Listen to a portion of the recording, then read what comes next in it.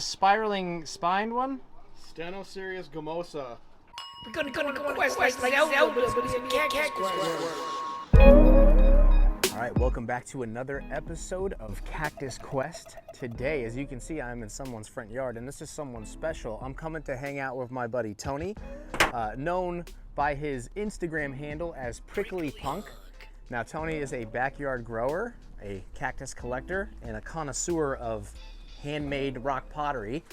There he is. Hey, Hunter. What's up, dude? Hey, so you took down the whole shelves that used to be here. I did, yeah. This fence is starting to come apart, so the next major project around here is going to be replacing this fence. Okay. But to start with, I had to get rid of the 100 and so plants that were on the shelf that was here. Where are they? They either sold them or spread them out amongst the collection. That's awesome. Yeah, so. All right, well, let's take a little look. Welcome back. This is the lair. Not long ago, there was a garden back here. Yeah. And I pulled everything all out, and I made more benches just for more space to grow, things that I could cover with shade cloth and or polycarbonate roofing, if necessary.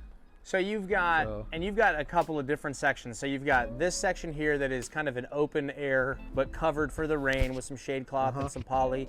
Then you've got that's more like a traditional greenhouse on the other side. More or less like a shade house, a greenhouse. Yeah. Not really like a greenhouse that holds in heat. It's all open and airy. And well, sweet. Can't even talk. You want to show us around? That's all right. Sure. All right. Well, we can start here. Oh yeah. One of the original benches I built to grow bonsai trees on. Is that how you kind of started? Was with bonsai? I started with bonsai. These are some of my originals, and as my interest changed and I grew into this, kind of morphed into cactus and succulents. I don't have quite as many trees as I used to now. This one's breaking the pot over here. All the pots are old and broken, yeah. And this is one of your creations here? This rock? That's one of the original rock pots. That's the first one I ever made, 2004, early 2004 when I made that pot, and then put all these trees in there. These are all liquid amber from seed that pop up in the yard over the years. Okay.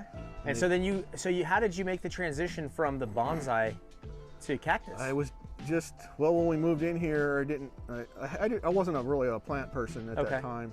2002 when we moved in here, I put all the sprinklers in because there was no grass, no yards, no nothing. Everything was dead, 2 dead trees, and there was an aloe in the front planter, and that was it. Okay. I thought it was going to be really difficult to put the plumbing to that planter to go under the driveway or whatever. And I said, I'm not doing that. I'm just going to put cactus because they don't need to be watered. And 10 turned into 20, turned into 100. And then I started going online. Because when I originally bought all my plants, I was going to Home Depot or Armstrong or wherever. Of course, I threw all the tags away because I didn't care at that time what they were, where they came from. As they grew and they got nicer, and I said, wow, these are really neat. And I started wondering what it is, where did it come from? I found the Cacti Guide website. Nice. And I started meeting people on there, trying to figure out what my plants were, where they came from. Did you have like a particular genus or a particular plant that got like really sort of, that you remember sort of started to pull you towards cactus more? Nothing in particular. Okay. Because at the time I was buying whatever. Let's take a look at these suckers. So you have a combination of all different types of cactus from all around the world. Yes. So you have, what is this? Echinocerius Bartholomewianus. So you went from being somebody who didn't really care about the names to you're extremely meticulous about. Like if there's one person, there's a couple of people, if I don't know the name of something, I know I could ask them and they'll probably know. You're definitely one of them. If I've grown it, certainly if I've grown it from seed, then I definitely know the name, just from repetition. So you've been collecting cactus and doing cactus for about 20 years? So, yeah, probably about 2005. Okay. Yeah, because 2002, it's 2022. I'm pretty good at math when it's in tens. Right, just about that. I can count by tens to really high numbers. Dude, so I had one of these Glandula cactus Matsoniae. Correct. Right? Yeah. I had one of those, and it was the only, during my move recently, it was the only plant that suffered a fatal blow. Oh.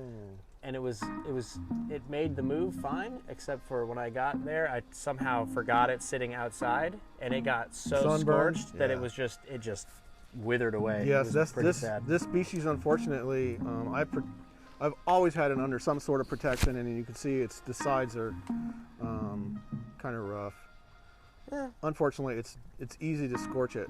Is that related to Pharaoh cactus? Is it in the same? Oh, you know what? I don't remember. I don't know. Come on, you're supposed to know these I things, know. Tony. I don't You're know. an expert. I don't know these things. Okay. All I'm right, not an we'll let you expert. slide. We'll let you slide. We'll let you slide. I am by far not an expert. God, that's Arenaceae, yeah? Those are gorgeous. No. No? Those are originally. I got them from Buck Hemingway, who was actually. Let's back you up. He's one of the guys that I met on the Cacti Guide website, Okay. and one of the guys who was pivotal in me becoming, getting hooked on this stuff. Right. I got those plants from him, and they were tagged at the time Arenaceae X Longistyla. Interesting. Is that the same hybrid that you make? Well, I crossed these two plants, this one and that one, because they're two separate plants in this pot, and you can see they're obviously going to bloom two again this year. I crossed them, and the seedlings look nothing like the parents. Interesting. They don't have that bluish gray tint to them. They're green. And, Spring of those two aloes right here. Yes, those are the Arenaceae Longistyla. hybrid. Interesting. Yeah, That's weird. Because they look like Arenaceae, right? That's what I thought they were, for and sure. so I just assumed that's what they were. I figured, oh, the tag is wrong. Interesting. And when I cross them to make babies, and They don't have the same they're not morphological they're traits. not Arenaceae. So Interesting. that's how I know for sure that these are what they are. They're a hybrid. One of the things, I think, for me, one of the pivotal moments in my plant growing and collecting career was the first time I noticed that one of my plants was growing, because and this may sound ridiculous, but when I first started buying plants at Home Depot, or really Ace Hardware was the place I bought a lot of plants from, and they're like little 2-inch pots, little tiny 2-inch pots or whatever, and I kind of thought oh cool, that's how big they are. You don't really think oh, that plant grows into a much larger plant. But one of the cool things that I like about being able to come over to meet with somebody like you is that you've got a lot of these plants that you would see, like the Tenuissima or the Mehuanopsis Bonii, exactly that. otherwise known as Puna. Yeah, I was gonna say it's Puna Bonii or Bonii, Bonii. So you don't normally see such a developed and well-grown specimen. So it's super cool to see a lot of these plants. Like the Secanocereus here, or is that Mammillaria or Coumarinea odorata. You said it, I didn't. But yeah, it's cool to see the plants so mature, because you don't really see them like that, Not many people can grow them or live in a place where they can grow them so well, We're We're very so fortunate where we live here. It's really easy to grow plants here. But that's an Echinocereus right there, yeah? Yeah, that's Nippelianus. Nippelianus, yeah. Okay. All right. I think I'm hoping I'm pronouncing that correctly. Like this, for example, is this Neoporteria juiceae? No, the Posicostata. Paltellensis. If you depends on low day is got them under Neoporteria now. Okay. Posicostata, and then this is Neoporteria flacosa. Originally got this from Corona Cactus, when they first started off. So these are beautiful too. Those are so nice. One thing I like to do is like to keep shade cloth over some of this stuff. It not only does it help keep the sun away or sun down, but it also keeps birds and things from going in there. And when the wind blows, it keeps the leaf litter out. I like to, especially with my show plants, I like to be able to just, the day of the show, pick them up, put them in my truck. Right. So I think one of the things that I find fascinating and is that you, this bench in particular, actually probably with a lot of stuff, you grew most of the stuff here, right? Yes. Almost this whole bench right here is your seedlings. Probably 90%. That's awesome. What has been one of the biggest challenges that you had to what was one of the things that you had to really figure out when you started growing cactus from seed? Was there something that an issue that you had over and over again that took you a little while to? The only issue that I had at the beginning that caused problems, and I still deal with, and I'm sure everyone does, is that blue-green algae. Yeah. It's just almost impossible to kill it. Microwaving doesn't seem to kill it. the way you combat it is you have to just let the pot dry out. Yeah. The only way to kill that algae is to let it completely dry out that pot, which slows down the seedlings tremendously. Yeah. It makes everything, you know, Yeah, you run harder. it's a tightrope walk too to let the At that point, dry it out. just becomes annoying because now you have to water them things all the time. Yeah, yeah. So you grow in all kinds of stuff. Is there anything that you find that does better for you or that you find to be more difficult? The only thing I can say is over the years I've acquiesced more to a non-organic mix. Okay. You know, like DGs and pumice. Is that for seedlings? For everything in general. Everything in general? Yeah. So are you not using, because I thought I'm still using Unigrow. Okay, but very... But I used to use it 60-40, and now I'm doing it the opposite. I'm doing maybe 40% Unigrow, and the rest is all either DG or pumice or both. Okay, gotcha. Yeah, because I'm doing Or Unigrow. turfus. If I have a bag of Unigrow, I just match it with a bag of pumice. That's and then I throw what I in do. Grow More or something. It's like a time release fertilizer. I forget which one it is. Some things that I do, I will run 100% non-organic mix. The more difficult things. Okay. I had somebody who was asking me this question yesterday. He was saying, you know, he heard from someone online that you have to have your plants all inorganic, and he said, does that sound right? And I said, well, I have found for my plants in my growing conditions that pure inorganic for everything is a little too much. It's not necessary. It's not necessary, in my opinion. and you're looking at a 40 to 60% inorganic, but we live in Southern California and it's completely different than other parts of the world. So gotcha. You gotta go with what works for you and your climate, and your circumstances. So like you got a lot of phyllo cactus, and by the way, with all these plants that you have grown, if somebody that's watching this video wanted to buy some plants from you, they just have to DM me. DM you on Instagram. Okay, yeah. So you guys don't have to hit me up; just hit Tony up directly. So, I love this phyllo cactus saucerai. Saucerai. Saucerai. Okay, yeah, I'm close. I love that one. I've got one of those from you. So what are you growing at the moment that is difficult that you have in pure DG? Or pure inorganic? Like Geohintonia stromal cactus. There's some Aerocarpus here that are in, and these little Escobarias are in 100% or non-organic. Is that, which Escobaria is that? Those are tuberculosa. Tuberculosa? And you find those to be trickier, so you've got them? That's just what I put them in. Okay, gotcha. A lot of times, if I kill 2 or 3 plants, that's when I'll say, okay, from now on, I'm going to run you in a faster mix or a non-organic. Put this on in here. I put my glasses on so I can actually see. These turbies are in turfus, a mix of turfus, DG, and pumice. These strombos, these Geohintonias. And so, how old are these little strombos here? They are just a little over 2 years old. Wow. So 2 years old, and just to give you guys, this is a bigger one here, but to give you an idea, that's it next to my big fat thumb. And you guys don't need to at me about biting my nails, I know. That's awesome. So how old are like these guys? This is Turbinicarpus Gilsdorfianus? Yes, correct. Okay. How old is? Let's see, I'm going to say they're 2019, so they're 2 years. 2 years old? So this is one of the things when people wonder, like, oh, well, you know, so I get questions on certain plants, Turbinicarpus, because, like, if I'm going to sell a Turbinicarpus, most of them are like $30 or something like that, you know? And people are like, why is this so expensive? And I'm like, dude, you don't understand. They're years old at that size. So, I mean, to give you an idea. These Andersonies are the same. They're 2 years old. These are Andersonii, also known as Panarodii. When you're ready to release some of those, dude, I need a couple. These Geohintonias are 3 years. There's the lens cap for my Sony A6400 for size comparison. A little over 3 years. Oh yeah, you potted these up. Were these not? These weren't not long ago. Summer, sometime during the summer. Yeah.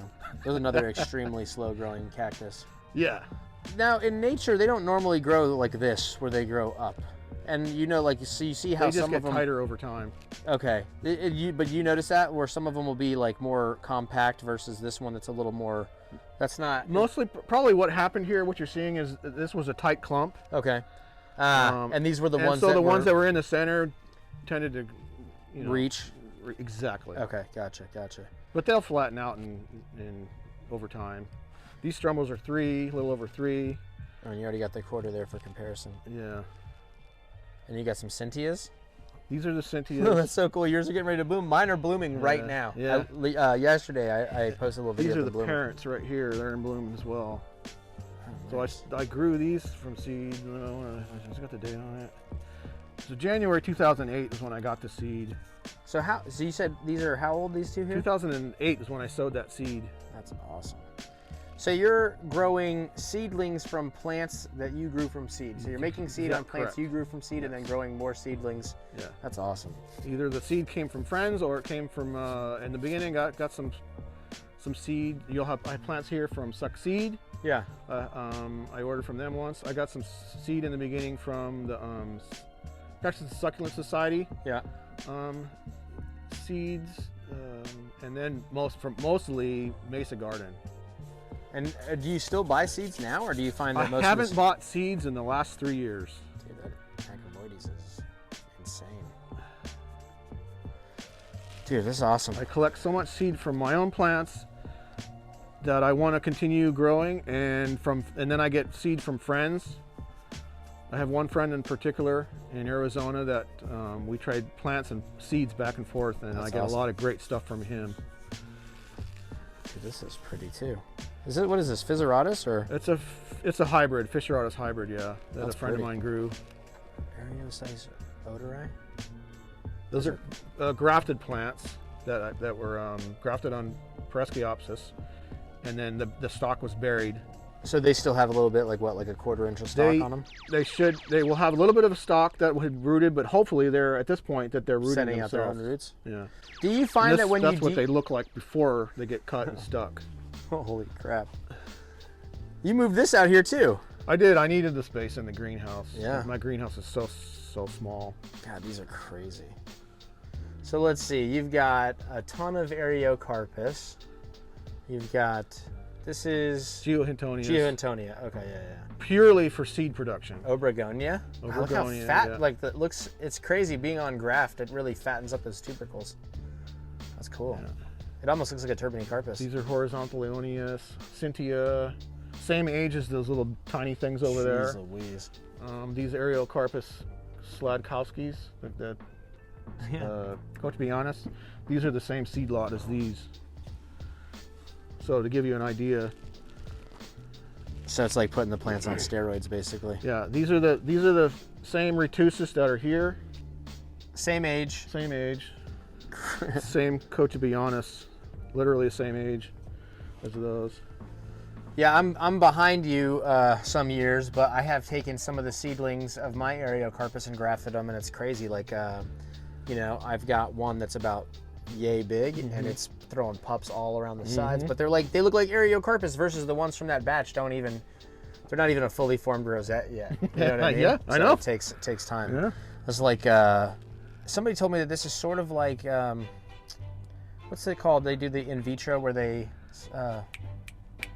I'm not sure. Yeah, where they take stuff and they put it in the I know what lab. you're talking about. I can't think of what it's called right now. Yeah, same time. There's not enough caffeine in the world to make me remember certain things, dude. It is what it is. What the hell is it called? I want to say stem cell, but that's not it. It's what they. Okay, Holmes is on the case. He's on the case. He'll solve it. You could leave. Yeah. Anyway, where they put track. they take There's a people little. out there right now going, it's this, it's I this, know, it's this. I know. They're probably thinking like, what these morons. No, I don't think I could. No. Come on. No, but anyway, it's sort of like doing that, but you don't need any of the medium, and you don't have to have a clean room and a lab to be able to do it. You can just slice. Yeah, it's and really plop nothing and like tape that. it This on is there. just sticking one plant on another plant. And so to give you an idea, for the folks at home, that is a brand new seedling on there. That's a tubercle, actually. Oh, is it really? That's just the tip. That's Oh, just crap. This is a tubercle that did not take. That's a tubercle that took and grew a new plant. All right, well, we're going to have Certainly. to give it a shot. That's what this is all about. It's either seed production or saving a rare, desirable plant.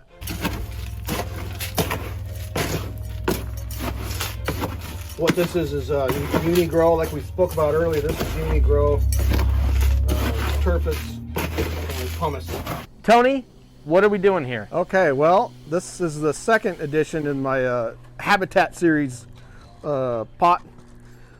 I wanted to give the impression of that I've taken a piece of the desert and put it on the bench. You know, I want to kind of meld the top dressing into the pot so it looks all cohesive and interesting.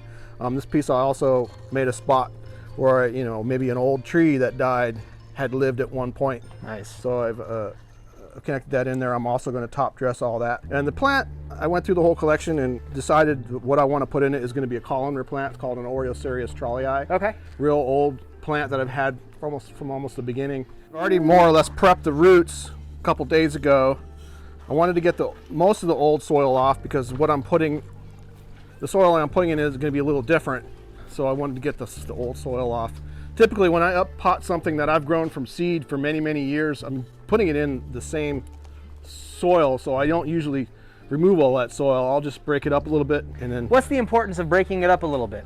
Just so that give the roots a new route to go. New path. New path to go into. Okay, and cool. it kind of directs them in a different direction. Gotcha. So this is the old man of the mountains, This is an old Oreocereus trolleyi I've had, like I said, from the beginning. These two heads that just grew those last year. I'm hoping those heads will continue to grow in this new pot. I think it's going to look, you know, like it has always been there. I forgot one other thing. Look, just take a peek while Tony's going to do that. Just look at this. You got turbs blooming. You got mammillarias blooming. That fucking thing. Oh my God. Pardon my French. I'm sorry. I know some people get, you know, perturbed when I curse, and I don't mean to upset you. I really don't. I was just raised by wolves and I don't know any better. I'm sorry. I'm sorry. Okay, first thing you got to do when you're doing any kind of repot, especially if it's a new pot, the pot's going to have holes in the bottom of it. You can use, like nursery cans, I'll just throw that have huge holes, coffee filters. You can start with those. Over time, those coffee filters, they break down, but by that time, the roots have got in there. They've sealed it up, and they hold the soil in there. But what you have is another pro tip right here. And for years and years, I used window screen from old window screens that I replaced. I just saved it. But this is by far the best thing that I've found to use. It's for drywall. It's got an adhesive back, and it'll stick to the pot and stay in place. So I'm going to stick some of this stuff in the bottom of this thing to cover those holes. And then we're ready to rock and roll. I kind of already had this plant set it in there, and I know it's sitting lower as is than I want, so I'm going to put some of this soil in there to bring the level up a little bit. All right, we'll start with that and see where it sits. I've already broken a lot of that up. Oh, you dude, it's going to look so good in there. So now I'm going to, and anytime I'm putting a plant in a pot, especially one that's got different faces. Right. And if I'm going to be putting something in a show, this is definitely, hopefully destined for a show, I'm going to find the best side of that pot. No matter what kind of pot it is, I want to find the most attractive side of that pot, and that's the side that I want people to see. Right, the front. Like when they're on the bench, there's always a front of any pot, no matter what. There's always the one that you think is the most attractive. And then I want the best side of the plant to be in that side of the pot. So right now I'm looking, I don't know if that camera's going to get it. This is what I feel is the front here. Yeah, I think I agree. I'm going to do one turn, and I'm going to turn the whole plant just to look at it. So I think that's a little too jammed. That's jammed there, that's jammed there. There's no question that this is the ideal spot. Yeah. Now I don't want to overfill it with my soil because I'm going to put quite a bit of top dressing in there to prevent in the future the soil from coming up and being seen through that top dressing. But so now I'm going to go and I'm going to punch all this stuff down, look at it from every angle. I think I want just a little bit more height, and that's where it's going to go. And just by lifting it, it allows soil to get under. Right.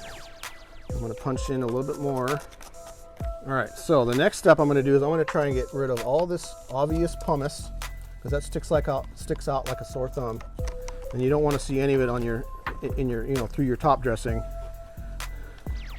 Another thing that I do personally when I make, specifically with rock pots, is I try and if I do collect the rock from wherever that place is, I collect. Not only do I collect the rock, but I also want to grab quite a bit of dirt from around there that I can sift out the fines to get similar looking top dressing.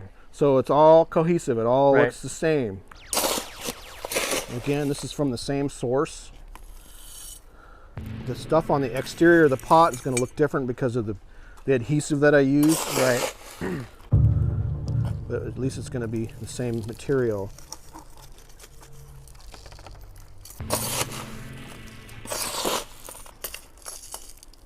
Now, once you've got this thing all potted up, how long do you wait before you water it? Typically about a week. Usually I don't normally do that this in the dead of winter. Sure. But I'm not concerned about it really right now. But typically I wait about a week. Well, this is also a hardier cactus that's, grows where it gets very, very cold. Yeah. So, if there was something you're going to Generally speaking, I wait a week. Okay. And why is that?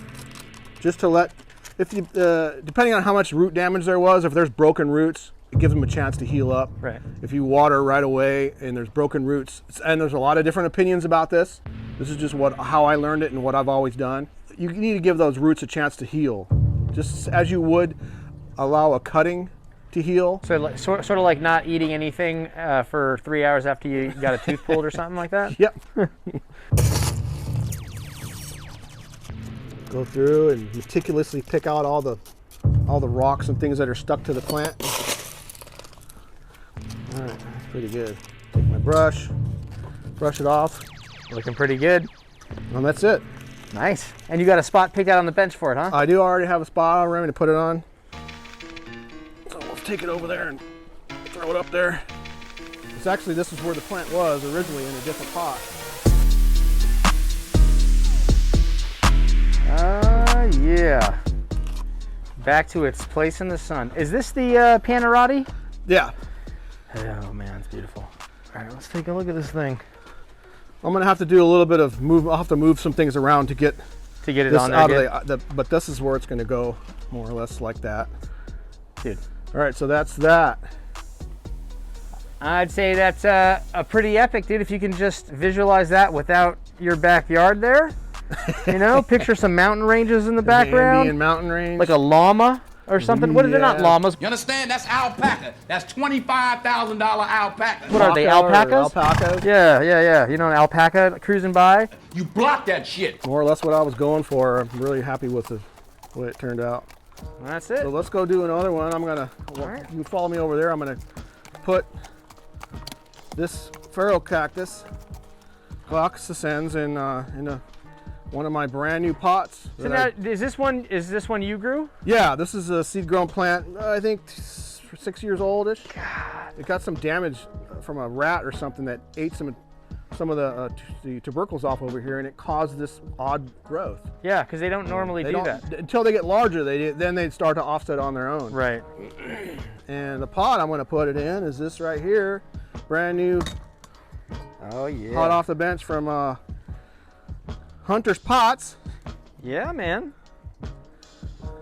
This will be a first for me. I've never got to see anybody stage a plant into one of the pots they got from me. Yeah, it's Cactus Quest, baby.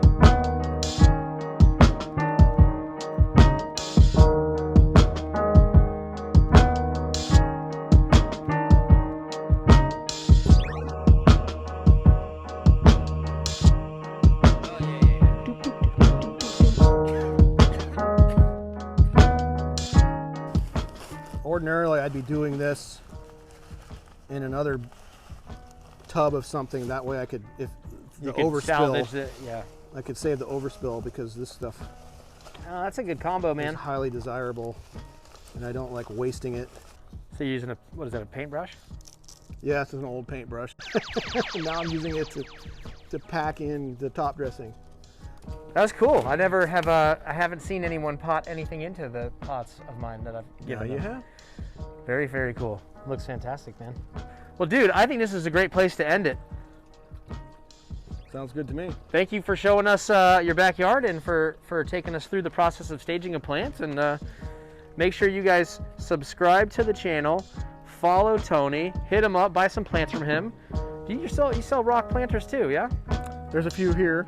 All right, so yeah, if you want to get one of these, holler at him and that's his Instagram handle right there. So you can go ahead and hit him up on Instagram. All right. Peace.